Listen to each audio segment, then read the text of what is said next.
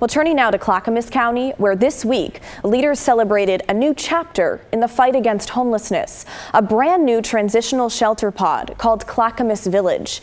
It'll house 24 adults at a time, offering meals, health care, and housing assistance.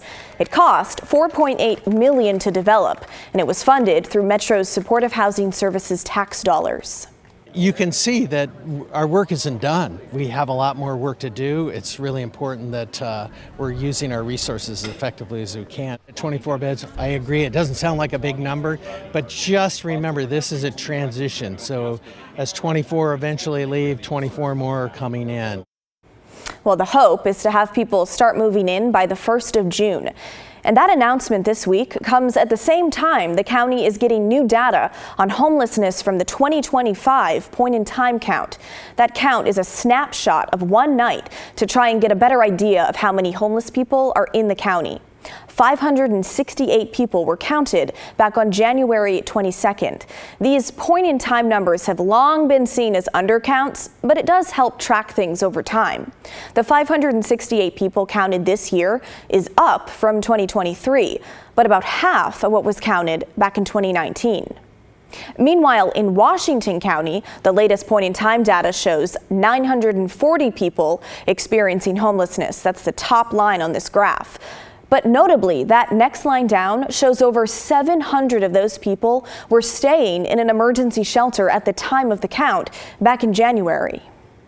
We've increased our shelter capacity, adding more, I think about 400 shelter beds that are open year-round for households who would otherwise not be able to find shelter in Washington County.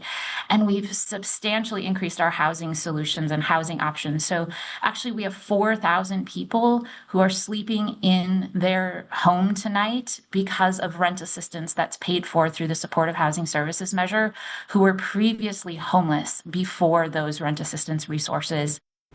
The county officials went on to tell us that 70% of the people counted in last year's point-in-time count are in stable housing today. That's evidence, they say, that Washington County's homelessness programs are working.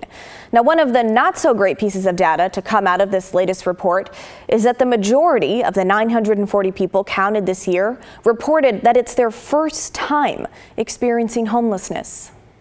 So when we hear that in our community, we really know that this is the result of rising rents, in the impacts of inflation and other things where people who are living paycheck to paycheck and one, family critical incident away from housing instability, that's who's falling into our point-in-time count. And our goal is to make sure our system is there, that emergency response of outreach workers and shelter beds are reaching people, catching them where they're at, and then hopefully next year they won't be captured in our point-in-time count.